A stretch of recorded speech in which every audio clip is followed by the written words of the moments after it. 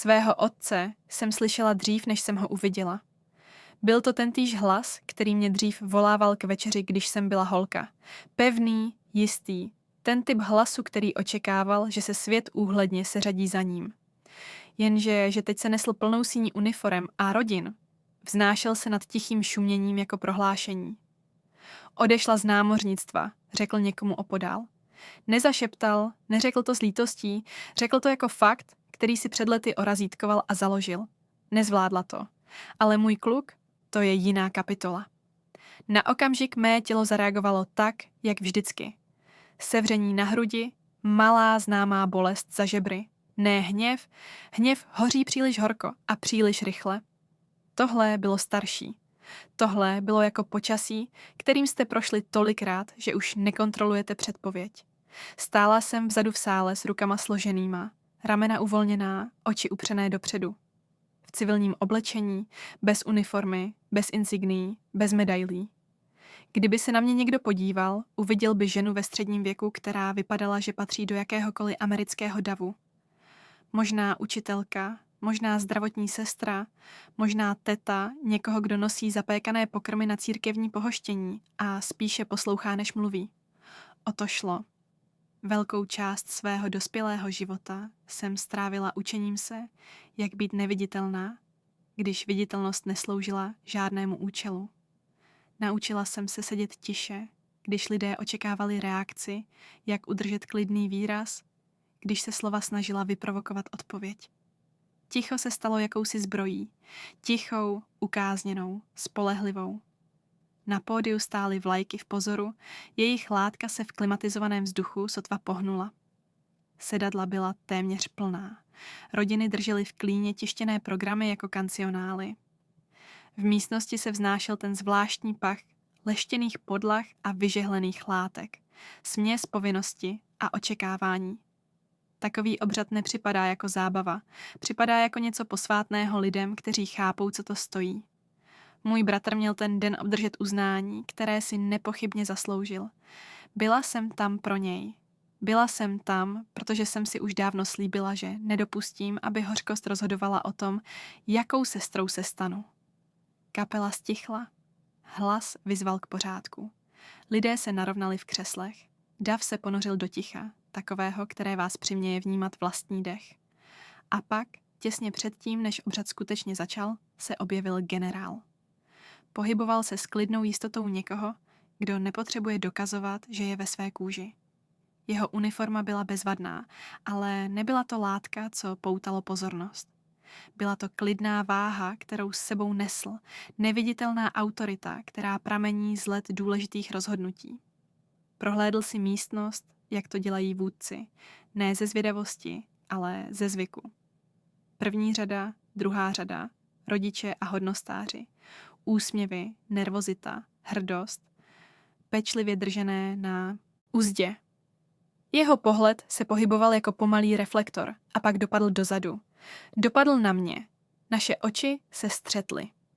V jeho výrazu nebylo žádné zmatení, žádný pátravý pohled, jen poznání. Takové, které tiše dopadne jako ruka na rameno, jako by říkalo, vidím tě.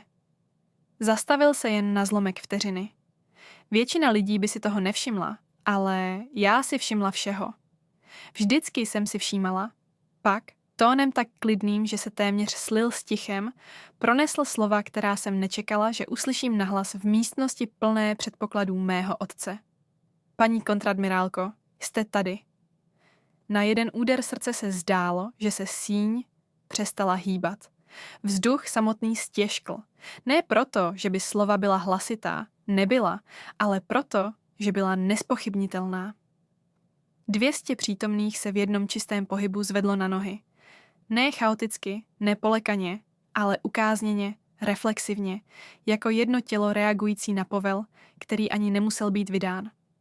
Židle tiše zaskřípaly, látka se posunula, boty se srovnaly. Zvuk to nebyl řev. Byla to vlna, náhlý sjednocený příval respektu, který zasáhl místnost a zanechal za sebou omráčené ticho. Neucukla jsem, neusmála jsem se, nezvedla jsem ruku k hrudi, jako to dělají lidé ve filmech.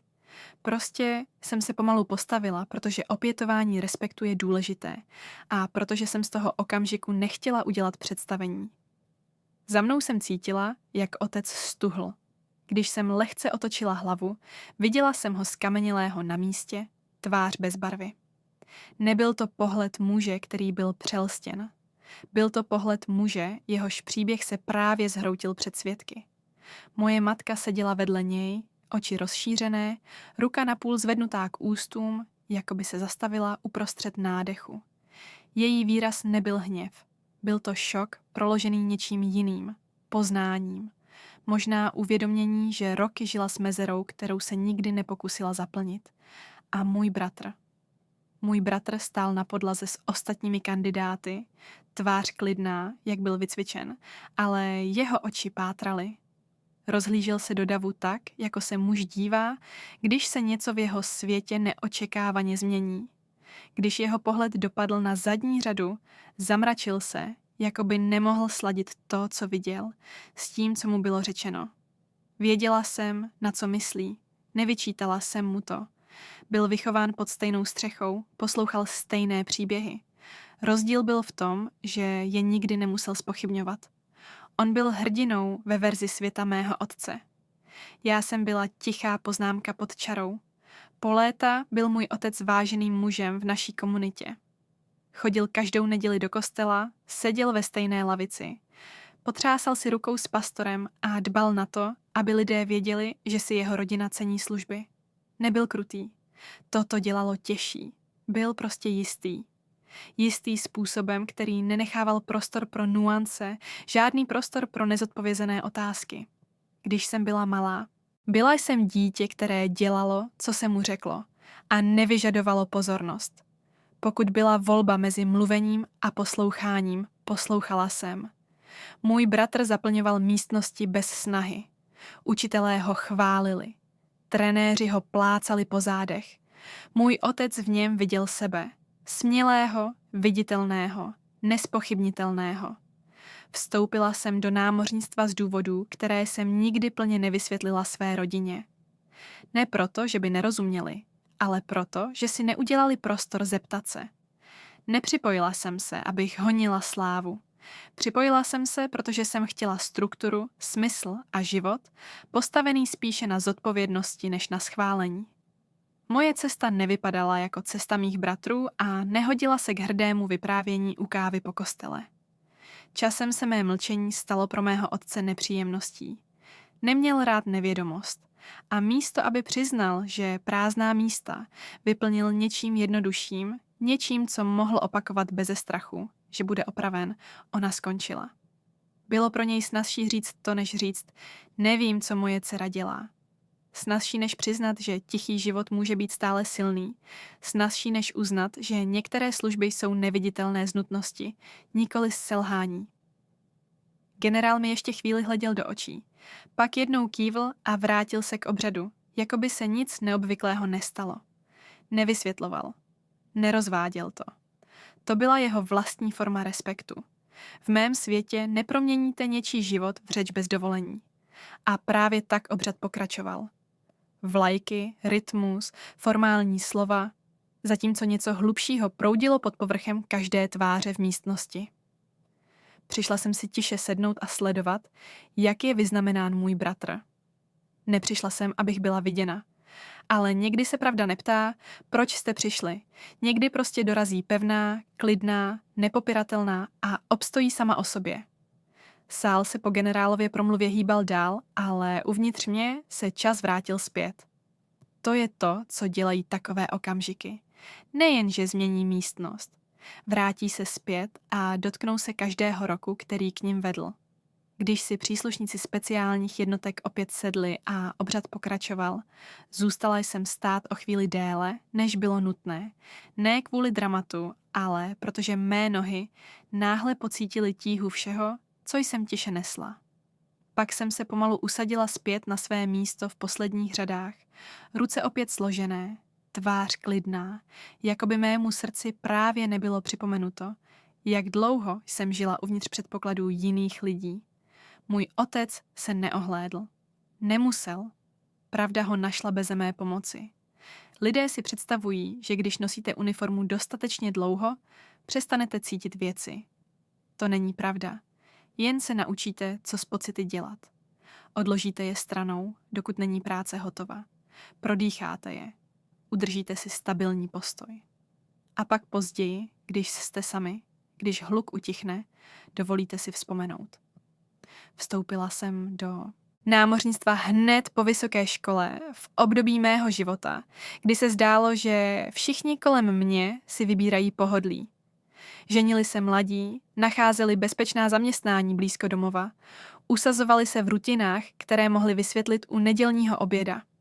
Nehledala jsem nebezpečí, hledala jsem smysl.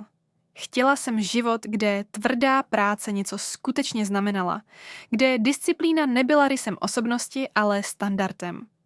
Mému otci se ta myšlenka zpočátku nelíbila. Měl rád tradici, ano, ale jen když odpovídala jeho očekáváním. Byl hrdý na službu, když k ní patřily příběhy, které mohl vyprávět. Můj bratr už mluvil o příslušnících speciálních jednotek, SEALs, jako by byli vytesáni z legendy. A můj otec to miloval. Bylo to čisté, dramatické a snadno pochopitelné. Já jsem byla jiná. Tiše jsem vyplňovala formuláře. Rozhodovala jsem se bez velkých fanfár. V den, kdy jsem odjela na výcvik, mě otec objal a řekl: "Neshazuj se", jako by to byl napůl vtip. Moje matka tiše plakala do utěrky v kuchyni. Můj bratr mě škádlil, že jsem ta vážná, a pak mě objal déle, než zamýšlel. Na důstojnické kandidátské škole mě námořnictvo seznámilo s pravdou, která formovala celý můj život. Existuje mnoho druhů síly a ne všechny lze měřit tím, kdo křičí nejhlasitěji. Někteří lidé prosperují na viditelných testech, mílových bězích, překážkových drahách, na druhu útrap, na které můžete ukázat a říct: "Vidíte, to jsem dokázala." Ty lidi jsem respektovala. Obdivovala jsem je. Ale všimla jsem si i něčeho jiného. Námořnictvo nefungovalo na základě bravury. Fungovalo na základě plánování, koordinace, na disciplíně, která nepotřebovala publikum. Přitahovala mě práce, která umožňovala viditelné triumfy. Studovala jsem logistiku, protože jsem se rychle naučila, že odvaha je k ničemu bez paliva, bez správného načasování, bez zásob, které dorazí tam, kde jsou potřeba, když jsou potřeba. Přiklonila jsem se k zpravodajství a strategii, protože jsem viděla, co se stane, když se rozhodnutí dělají na základě pýchy místo faktů. Trénovala jsem v prostředích, kde nejdůležitější věta, kterou jste mohli říct, byla: "Ještě nevíme", následovaná těžší prací na zjištění. Nebylo to okouzlující. Nebyl to druh věci, kterou by se můj otec chlubil v kostele.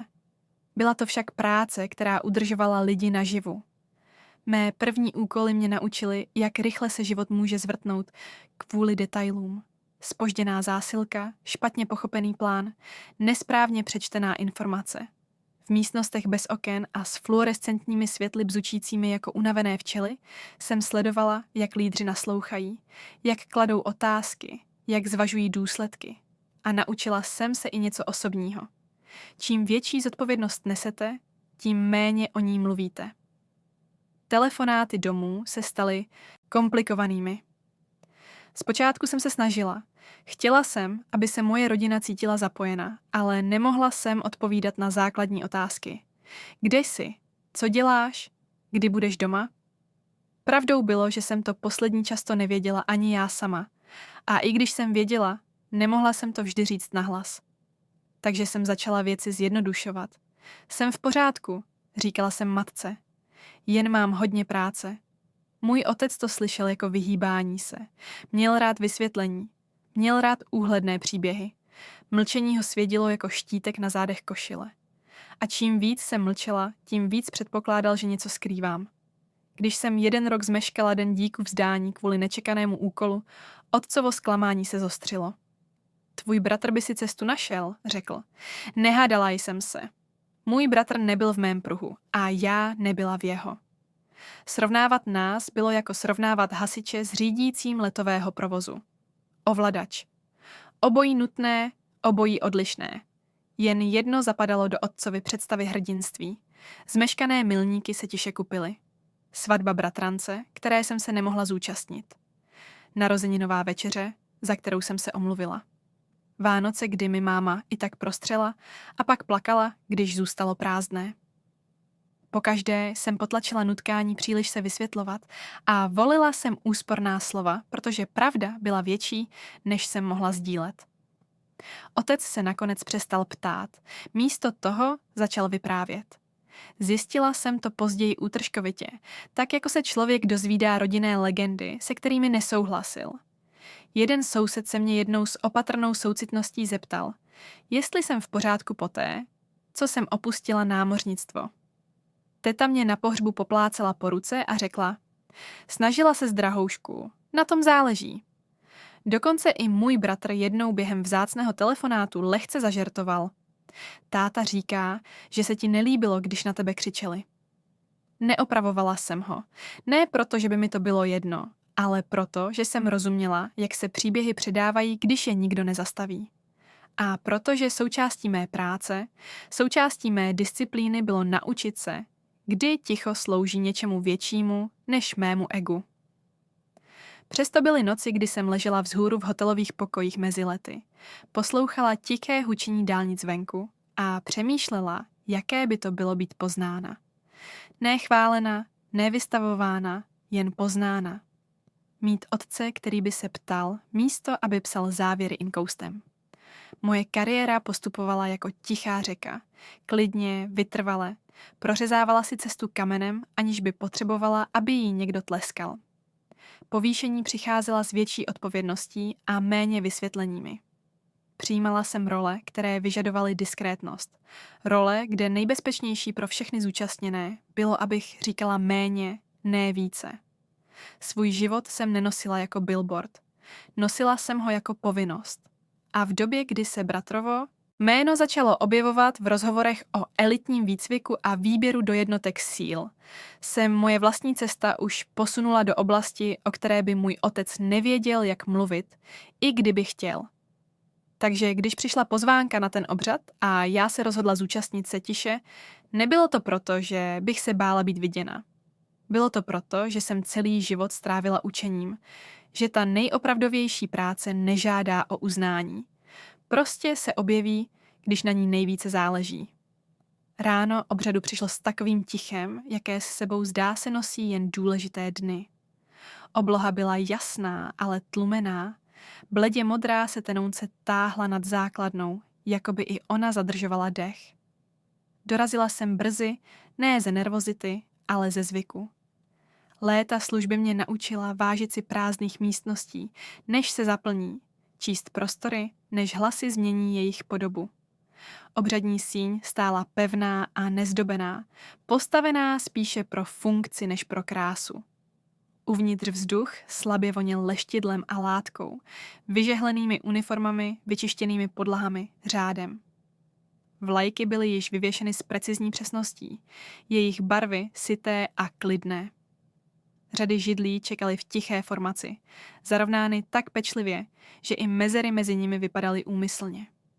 Vybrala jsem si místo vzadu, lehce, mimo střed. Odtud jsem viděla všechno, aniž bych sama byla vidět. Měla jsem na sobě jednoduché tmavě modré sako, neutrální kalhoty, praktické boty, žádné šperky kromě hodinek, které jsem nosila léta. Žádné odznaky, žádné insignie. Kdyby se na mě někdo podíval, zapsala bych se mu jako další člen rodiny, možná něčí sestra nebo bratranec, který přiletěl a zase odletí. Rodiny pomalu proudily dovnitř. Jejich hlasy byly tiché, ale vzrušené. Matky svíraly programy, jako by se mohly rozpustit bez neustálého ujišťování.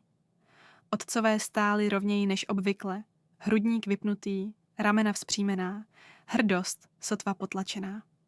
Byl tam smích, ale byl zdrženlivý, uctivý. Všichni chápali, že vstupují do něčeho zaslouženého. Moji rodiče dorazili společně. Otec měl na sobě stejný tmavý oblék, který si schovával na kostel a pohřby, čerstvě vyžehlená kravata rovně. Pohyboval se po místnosti s lehkostí, zdravil lidi pevnými stisky rukou a pocitem sounáležitosti. To byl jeho živel, veřejný prostor, kde se hrdost mohla sdílet a potvrzovat. Sledovala jsem ho bez zášti. Pozorování ve mně už dávno nahradilo soudy. Můj syn je příslušník síl, řekl jednomu muži hlasem vřelým a sebejistým. Zvládl všechno, co na něj hodili. Muž přikývl, ohromen. Můj otec se usmál, hřál se v tom. Pak tak přirozeně jako dýchání, dodal. Moje dcera to jednou zkusila u námořnictva, ale odešla. Jiná povaha. Muž něco zdvořile zamumlal. Rozhovor se posunul dál. Cítila jsem, jak slova dopadají, jako vždy, s otupělou známostí. Už mě nepřekvapovaly. Co mě překvapilo i teď bylo, jak snadno byla pronesena. Jak pohodlně můj otec nosil příběh postavený na domněnkách. Neotočila jsem se, nenapěla jsem se. Připomněla jsem si něco, co jsem se naučila brzy. Nemůžeš opravit vyprávění v místnosti, která neposlouchá pravdu. A tahle místnost tu nebyla pro mě. Obřad začal s tichou autoritou tradice. Zazněl povel. Místnost povstala. Kapela hrála. Zvuk byl ostrý, odměřený, procvičený. Když si všichni znovu sedli, následné ticho působilo zaslouženě. Můj bratr stál s ostatními kandidáty vpředu, držení těla vzpřímené, oči upřené vpřed.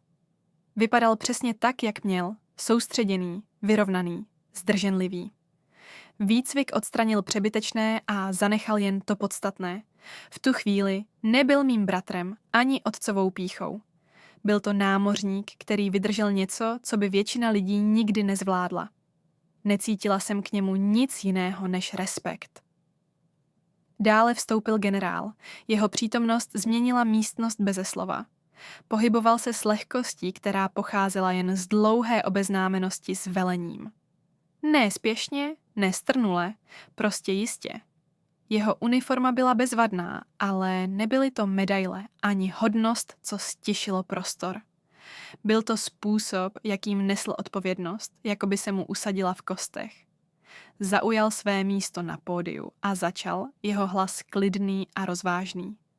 Mluvil o oddanosti, o disciplíně, o takové vytrvalosti, která se neoznamuje. Jeho slova nebyla přikrášlena. Ani nemuseli.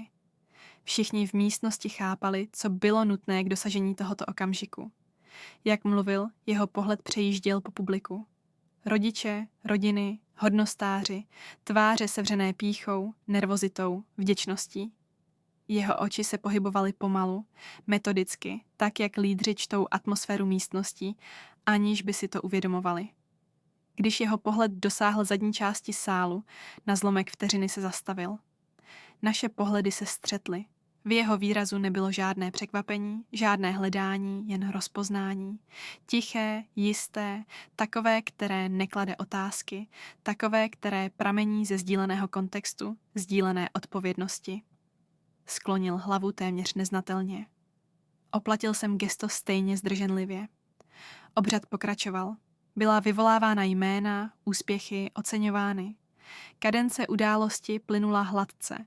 Každá část zapadala na své místo jako při dobře nacvičené operaci. Dovolil jsem si být přítomen, poslouchat nejen slova, ale i to, co znamenala. Toto byl viditelný okraj mnohem většího systému, který se spoléhal stejně tak na neviditelná rozhodnutí, jako na veřejné činy odvahy. Přemýšlel jsem o místnostech, ve kterých jsem strávil léta, bez oken, bezpečných, tichých, o mapách rozložených na stolech, plánech revidovaných na poslední chvíli, rozhovorech vedených tichým hlasem, protože na přesnosti závisely životy. Přemýšlel jsem o tom, jak zřídka by kdokoliv mimo tyto místnosti, kdy věděl, jak blízko byly věci tomu, aby se pokazily, nebo jak záměrně byly nasměrovány správně. V polovině obřadu se můj otec naklonil k mé matce a něco jí pošeptal. Usmála se, oči nespouštěla z pódia. Pýcha z ní vyzařovala jemnějším způsobem než z něj. Méně verbální, o to však stálejší. Vždycky byla taková, přítomná, podporující, opatrná se závěry. Generál se dostal k závěrečné části obřadu. Jeho tón se mírně změnil. Ne hlasitěji, ne tíživěji, jen uváženěji. Zastavil se, upravil mikrofon a znovu přejel pohledem po místnosti. Tato jednotka stělesňuje to nejlepší, co služba může nabídnout, řekl. Ale služba nenosí vždy stejnou uniformu a nestojí vždy v čele. Publikem se prohnala vlna pozornosti. Znovu se podíval dozadu. Než skončíme, řekl klidně, rád bych ocenil přítomného kolegu. Lidé se rozhlédli, zmatení, zvědaví. Hlava mého otce se mírně naklonila, jako by se snažil předvídat, kam to směřuje. Generálovi oči spočinuly na mých. Kontradmirále, řekl hlasem čistým a uctivým. Jste zde. Na zlomek vteřiny místnost nereagovala. A pak, jako by je pohnul jediný nevyřčený rozkaz, 200 příslušníků jednotek síl povstalo. Židle se synchronizovaně posunuly. Látka se zašustila, boty se srovnaly. Zvuk nebyl hlasitý, ale byl nezaměnitelný. Disciplinovaná reakce zrozená z instinktu a tradice. Zůstal jsem chvíli sedět, ne ze vzdoru, ale z potřeby se uzemnit. Pak jsem pomalu vstal, oplatil úctu bez obřadností. Setkal jsem se s generálovým pohledem a jednou přikývl. Přikývl mi zpět stejně jednoduše. Za mnou jsem cítil, jak se mění vzduch. Když jsem mírně otočil hlavu, viděl jsem otce zamrzlého na místě. Jeho tvář ztratila barvu. Příběh, který léta vyprávěl, ztratil veškerou oporu. Generál pokračoval v obřadu bez dalšího komentáře. Žádné vysvětlení, žádné rozvádění. Pravda byla vyřčena. To stačilo. Zvuk židlí vracejících se na místo přišel pomalu, nerovnoměrně, jako by si místnost potřebovala na chvíli vzpomenout, jak dýchat. Protokol se obnovil, ale něco zásadního se pod ním posunulo. Obřad pokračoval, přesto vzduch působil hustěji, nabitý poznáním, které nikdo neočekával.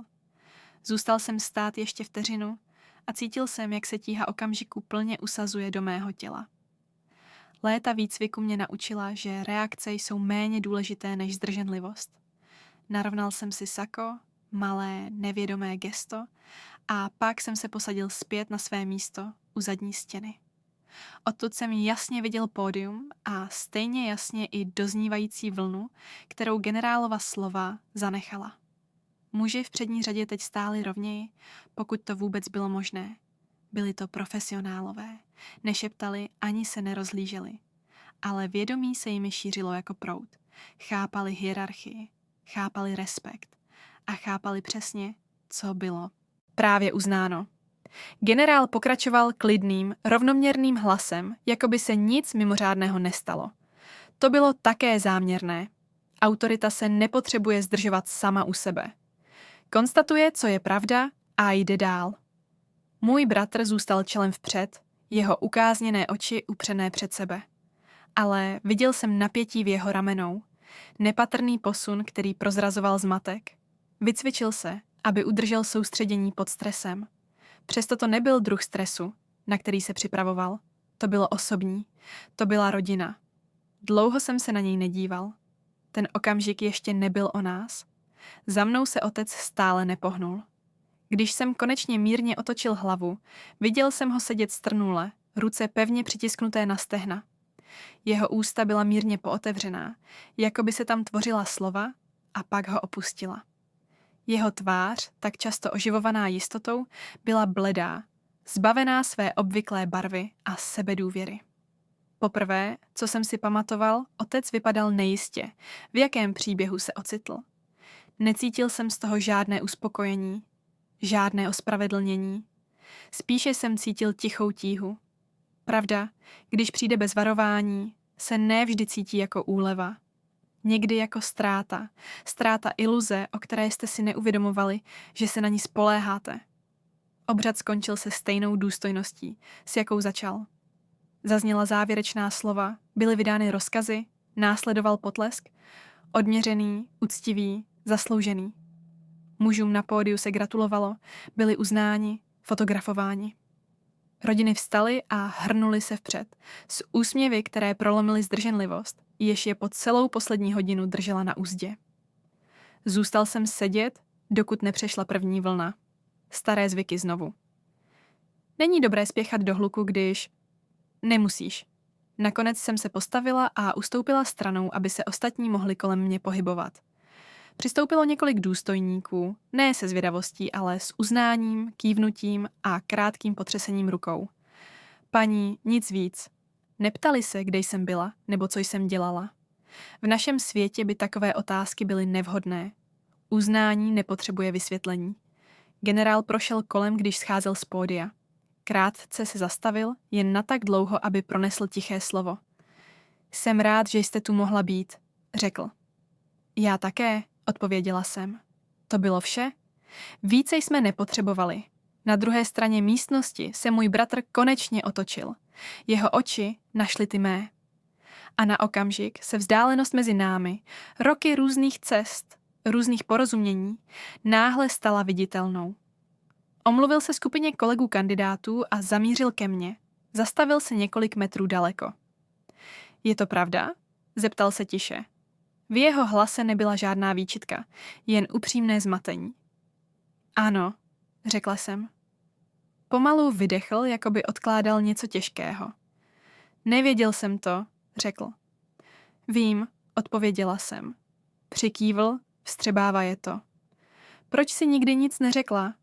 Důkladně jsem si ho prohlédla.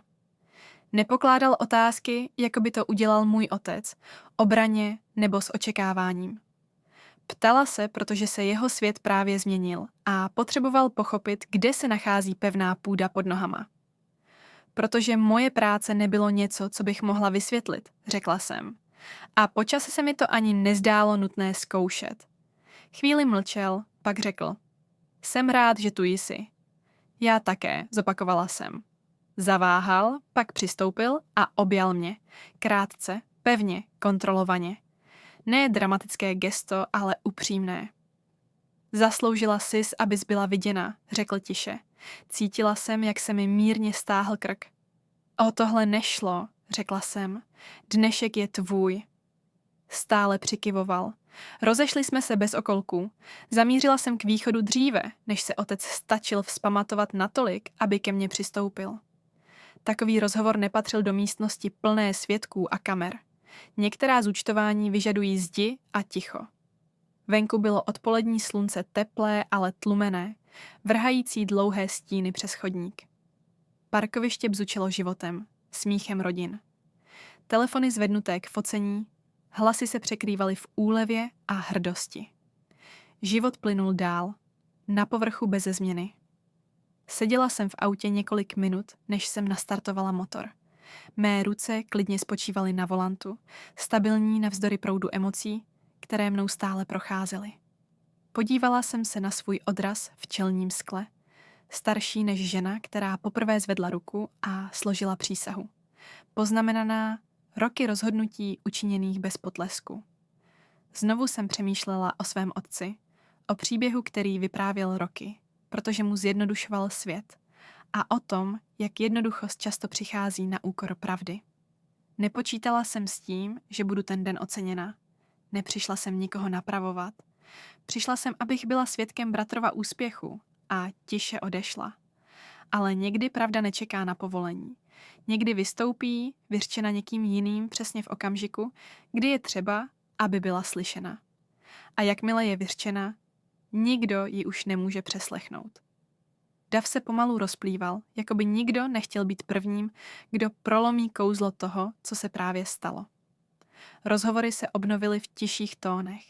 Smích zněl opatrně, odměřeně, jako by si lidé nebyli jisti, kolik z něj patří do místnosti, která byla svědkem něčeho neplánovaného a hluboce lidského. Pohybovala jsem se záměrně, poskytujíc prostor těm, kdo ho potřebovali. Léta služby mě naučila číst místnosti, nejen z hlediska hrozeb nebo logistiky, ale z hlediska emocí. Kdo byl připraven mluvit? Kdo potřeboval ticho? Kdo si tento okamžik zapamatuje na zbytek života? Několik mužů ke mně tiše přistoupilo. Ne ve skupinách, ale po jednom. Kývnutí, potřesení rukou, jednoduché uctivé paní. Nic víc. Nepokládali otázky. Nezdržovali se. Chápali, že uznání nevyžaduje rozhovor. V jejich zdrženlivosti jsem se cítila více viděna, než kdy před tím potleskem. Můj bratr mě znovu našel poblíž okraje sálu, kde hluk ustupoval do snesitelného šumu. Zblízka jsem viděla únavu pod jeho klidem. Ten druh, který se usadí v kostech po letech neúprosného výcviku. Jeho oči však byly jasné. Nevěděl jsem to, řekl znovu, tentokrát tišeji, jako by slova potřebovala dopadnout jemně. Nikdy jsem to od tebe neočekávala, odpověděla jsem. Mírně se zamračil. Měl jsem se zeptat. Možná, řekla jsem, ale oba jsme byli zaneprázdněni tím, že jsme se stávali tím, kým jsme potřebovali být. Přikývl, přijal to bez námitek. Táta je otřesený, dodal a pohlédl přes místnost. Sledovala jsem jeho pohled. Můj otec stál poblíž skupiny lidí, se kterými dříve mluvil. Nyní už nemluvil vůbec. Díval se dolů na program v rukou, jako by mu mohl něco vysvětlit, kdyby se díval dostatečně dlouho. Muž, který kdysi naplňoval místnosti jistotou, si nyní nebyl jistý, kam položit svou váhu. Promluvím si s ním později, řekla jsem. Můj bratr zaváhal, pak řekl, jsem na tebe pyšný.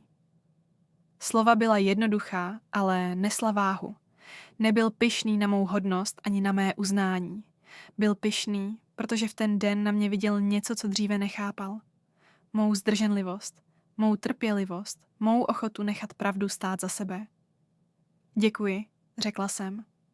Znovu jsme se krátce objali, pak se rozešli, každý tažen jiným směrem rodinou a povinnostmi. Vyšla jsem ven, než se obřadní síň zcela vyprázdnila.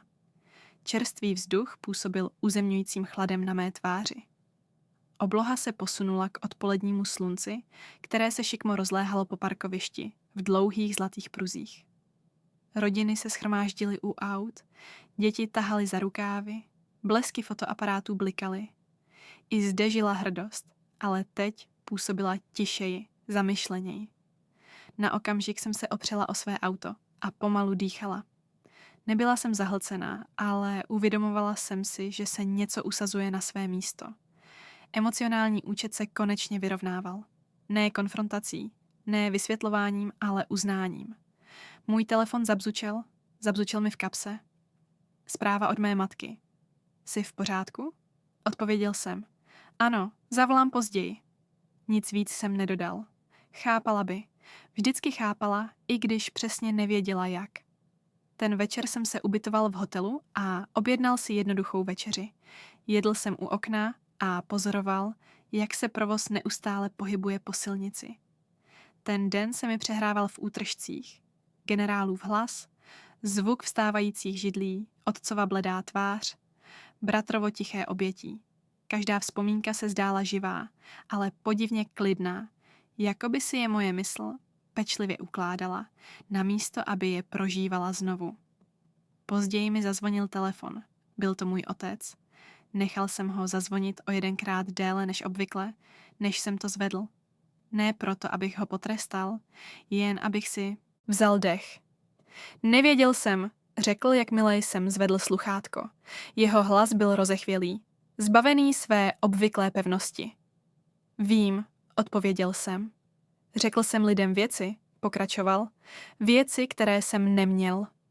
Následovala pauza hustá slovy, která ještě nebyl připraven vyslovit. Nikdy jsem tě neopravoval, řekl jsem jemně, ale to neznamená, že na tom nezáleželo. Vydechl dlouze a pomalu. Proč jsi mi to neřekl? Protože ses nikdy nezeptal, pomyslel jsem si, ale zatím jsem to neřekl. Místo toho jsem řekl, protože moje práce vyžadovala mlčení a protože po nějaké době jsem si nemyslel, že bys chtěl slyšet složitou odpověď. Další pauza, pak tiše. Mýlil jsem se. Přiznání nebylo dramatické, nebylo hlasité, ale bylo skutečné. A v tu chvíli to znamenalo víc než cokoliv, co mohl říct dříve v mém životě. Promluvíme si, dodal, až budeš připravený. Ano, řekl jsem, promluvíme si. Když hovor skončil, seděl jsem na kraji postele, telefon jsem měl v ruce. Cítil jsem únavu způsobem, který neměl nic společného s událostmi dne a všechno s uvolněním něčeho dlouho drženého. Zodpovědnost, když přichází bez krutosti, může působit jako odpočinek. Ten večer jsem snadno usnul. Příští ráno, když jsem se připravoval opustit město, jsem ještě jednou prošel kolem obřadní síně. Stála teď tiše, prázdná, čekající na další okamžik, který ji naplní smyslem. tehdy jsem si uvědomil, že to, co se tam stalo, nebyl vrchol mého příběhu. Byl to závěs. Potlesk utichl. Uznání pominulo. Zůstalo něco trvalejšího. Začátek upřímnosti, možnost usmíření a pochopení, že pravda nepřichází vždy s razancí. Někdy prostě stojí a čeká na to, až bude uznána. Několik dní jsme si už znovu nepromluvili. Ne proto, že bychom se jeden druhému vyhýbali, ale proto, že některé rozhovory potřebují odstup, než mohou být upřímné. V práci jsem se naučil, že rozhodnutí učiněná příliš rychle, bez prostoru pro nadechnutí, často nesla neviděné následky. Tohle nebylo jiné. Když se mě otec konečně zeptal, jestli bych mohl přijít domů, neformuloval to jako požadavek nebo očekávání. Zeptal se opatrně, téměř formálně, jako by si nebyl jistý, na jaké půdě stojí. Přišel bys na večeři, řekl. Jen my, tvoje matka tam bude, ale rád bych si promluvil. Můžu, odpověděl jsem. Cesta zpět se zdála delší než obvykle. Známé silnice se přede mnou táhly, lemované stromy, které jsem znal od dětství. Na městě se nic moc nezměnilo. Obchod s potravinami stále stál na stejném rohu. Kostelní věž stále zachycovala odpolední světlo pod stejným úhlem. Uvědomil jsem si, jak místa mohou zůstat stálá, zatímco lidé v nich se tiše vzdalují. A pak se někdy najdou cestu zpět. Dům mých rodičů vypadal přesně tak, jako vždycky. Úhledný trávník, světlo na verandě svítilo, i když slunce ještě úplně nezapadlo. Zase otcův zvyk, je lepší vidět, co se blíží.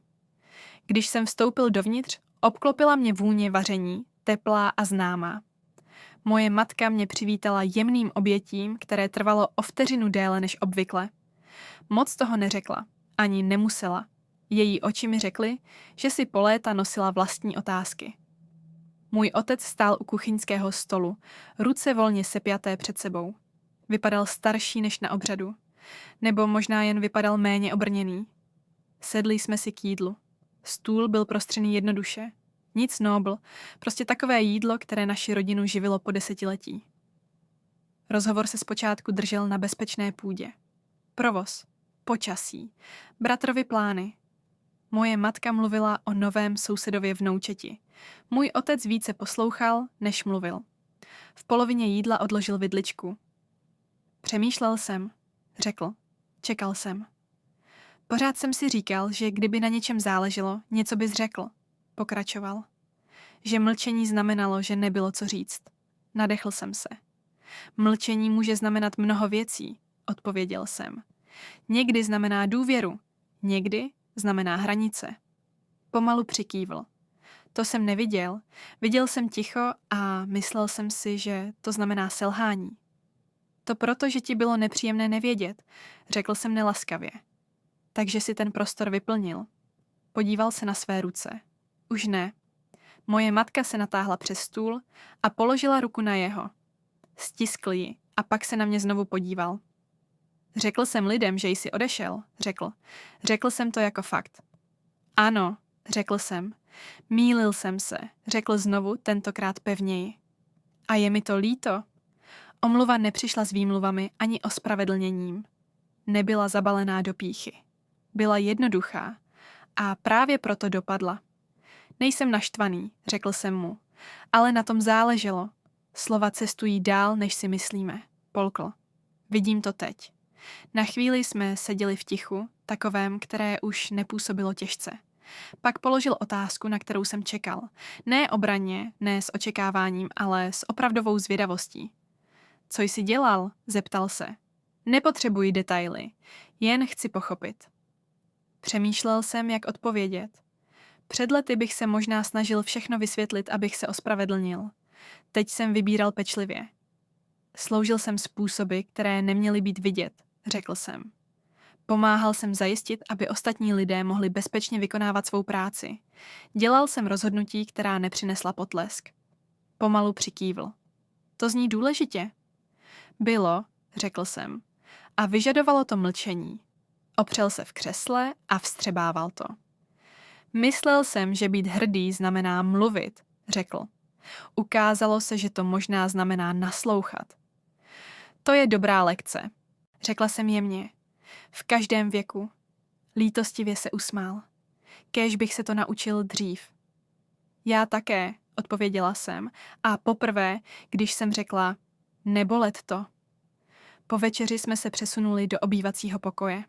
Na konferenčním stolku ležely staré fotoalbumy, jejichž hřbety byly ošoupané léty vytahování a vracení. Můj otec jeden namátkou otevřel a listoval fotografiemi z dětských narozenin, svátků, školních akcí. Byly tam roky, kdy jsem se objevila jen jednou nebo dvakrát. Vždy se zdvořile usmívala, vždy odcházela brzy. Ani tehdy jsem se neptal, řekl si téměř pro sebe. Ne, souhlasila jsem, ale teď se můžu zeptat, řekl. Ano, odpověděla jsem. Vzhlédl ke mně. Jsem na tebe hrdý, řekl. Ne kvůli hodnosti, ale protože jsi zůstala sama sebou. Něco se mi v hrudi uvolnilo. Uznání nepřichází vždy z veřejného zviditelnění. Někdy přichází z soukromého pochopení. Když nastal čas odchodu, otec mě doprovodil ke dveřím. Večerní vzduch byl chladný. Světlo verandy vrhlo známou záři na schody. Už nebudu vyprávět ten příběh, řekl. O tom, jak jsi skončila. Vím, odpověděla jsem. A když se lidé zeptají, naléhal. Řekni jim, že jsem sloužila, řekla jsem. To stačí, přikývl. To stačí. Když jsem odjížděla, uvědomila jsem si něco důležitého. Smíření není o přepisování minulosti. Je to o dohodě říkat pravdu do budoucna. A někdy je to nejvýznamnější vítězství ze všech. Odchod do důchodu nepřišel najednou. Přicházel po částech, papíry, podepsané povinnosti, předaná rozloučení, tiše pronášená na chodbách, kde se nikdo nezdržoval příliš dlouho. Námořnictvo neslaví konce tak, jak si představují civilisté. Nejsou žádné potlesky. Ustoupíte a práce pokračuje, jak má. V týdnech po mém posledním dnu jsem se ze zvyku probouzela brzy. Dům byl tichý, slunce právě začínalo protahovat se po podlaze kuchyně. Uvařila jsem si kávu a sedla si ke stolu, naslouchajíc malým zvukům života, který už nebyl řízen rozvrhy a upozorněními. Poprvé po 10letích byl prostor k zamyšlení, aniž bych kontrolovala hodinky. Tehdy jsem pochopila, co mi ceremoniál a vše, co následovalo, skutečně dalo. Nebylo to uznání, nebyla to očista, byla to jasnost. Můj otec se pomalu, ale upřímně přizpůsobil. Když se ho teďka sousedé ptali na mě, nesáhl po nálepkách nebo zkratkách. Řekl, moje dcera sloužila mnoho let, někdy dodal způsoby, kterým jsme vždycky nerozuměli. Řekl to bez rozpaku, bez hrdého vychloubání, jen s respektem. To znamenalo víc, než jakýkoliv veřejný okamžik, kdy mohl. Jednoho odpoledne jsme spolu seděli na verandě, sledovali projíždějící auta a listí unášené přes trávník. Zamíchal si kávu a téměř ležérně řekl. Víš, dřív jsem si myslel, že nejhlasitější lidé jsou nejsilnější. Čekala jsem. Teď si myslím, že nejsilnější jsou ti, kteří vůbec nepotřebují být hlasití. Usmála jsem se, ne proto, že by to tvrzení bylo hluboké, ale proto, že bylo naučené. Můj bratr navštívil nedlouho poté. Vypadal jinak bez uniformy, lehčeji. Nějak jsme si povídali o obyčejných věcech, plánech, práci, podivné adaptaci zpět na civilní rytmy. Než odešel, zastavil se a řekl. Něco jsem říkal některým mladším klukům. Co to je? Zeptala jsem se. Že ne všichni hrdinové stojí v první linii, řekl. Někteří stojí za mapou. I to mělo smysl. Jak plynul čas, začala jsem občas mluvit k malým skupinám, důchodcům, veteránům, rodinám, mladým důstojníkům, manželkám. Ne, abych podrobně vyprávěla svůj příběh, ale abych vysvětlila něco jednoduchého. Že služba se ne vždy oznamuje, že některé kariéry jsou postaveny na tichu, protože ticho udržuje lidi v bezpečí. Že hodnota se neměří tím, jak často je vyslovováno vaše jméno, ale tím, jak jste pevní, když se nikdo nedívá. Lidé přikyvovali, někteří vypadali ulehčeně, jiní zamyšleně. Mnozí, uvědomila jsem si, prožili své vlastní, tiché verze nepochopení. Jestliže v tom všem je nějaká lekce, pak je to ta, kterou bych si přála, aby více rodin pochopilo dříve. Nemluvte za někoho, na jehož cestu jste se nikdy neptali. Ticho není selhání. Často je to disciplína. Často je to důvěra.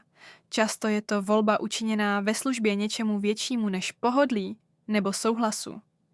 A pokud jste to vy, kdo zůstal tichý, kdo nesl odpovědnost bez uznání, doufám, že to slyšíte jasně.